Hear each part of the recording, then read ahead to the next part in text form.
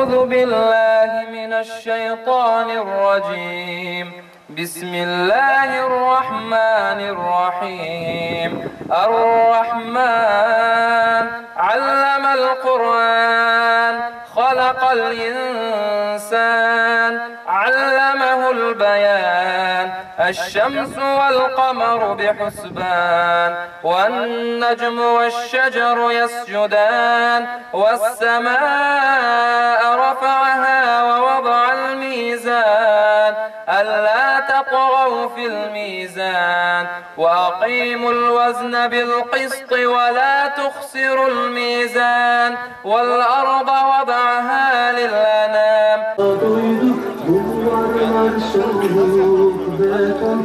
Şehitler ölmez, ölmez, ölü demeyin aman, ölü demeyin aman.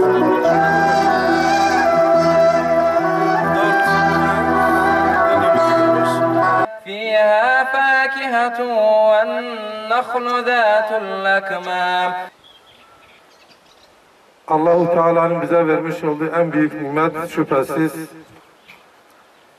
gençlik nimetidir.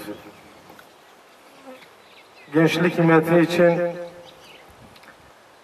ne kadar Rabbimize şükredersek azdır.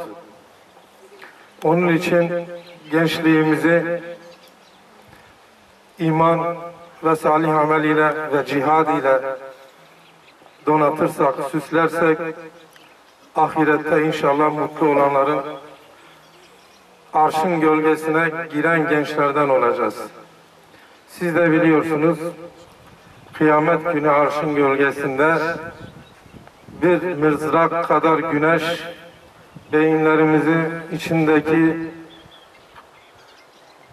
damarlarımızdaki kanı fokurdatacak şekilde güneş başımıza dikilecek. O gün imanlı, muttaki, salih gençler ve adil yöneticiler 7 sınıf var. O 7 sınıf içerisinden 2 tanesini ben söyleyeyim. Biri gençler olacak, biri de adaletle hükmeden idareciler olacak. Rabbim bizi onlardan eylesin inşallah. Biz sizin en hayırlınız değiliz. Biz sizin en iyiniz değiliz. Biz sizin en hayırlılarınız değiliz. Bekliyoruz. Bizden daha hayırlı kardeşlerimizin çıkmasını bekliyoruz. İnşallah o günleri de göreceğiz. Değerli kardeşlerim, bir Müslüman olarak davetçi olduğumuzu unutmamamız lazım.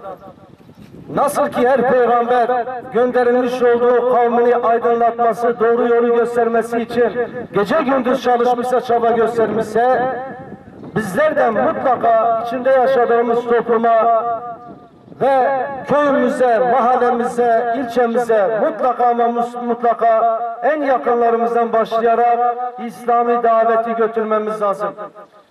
Bizim en büyük amacımız bu toplumun İslam'dan uzaklaştırılmaya çalışılan bu toplumun tekrar medeniyet değerlerine dönmesini sağlamak ve 10 asır boyunca dünyaya, insanlığa nasıl önderlik etmiş bir medeniyetimiz varsa 2 asra yakın ve 3 asırdır bu medeniyet değerlerimiz maalesef ikinci plana atılmışsa işte biz o medeniyet değerlerimize tekrar sarılmamız lazım.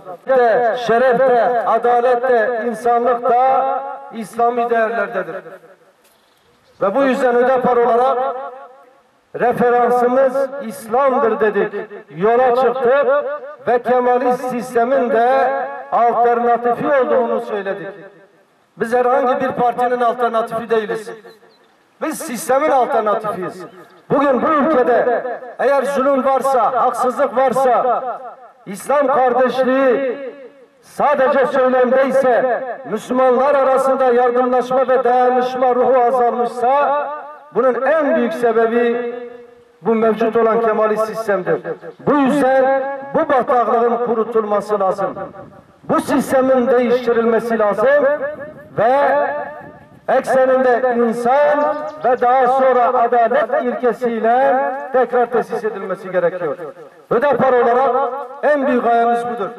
Bu ülkede adaletin yeniden tesis edilmesi ve bu ülkede yaşayan 80 milyon insanın eşit bir vatandaş statüsünde olması için herhangi bir ayrımcılığa tabi tutulmaması için çaba ve gayret gösteriyoruz.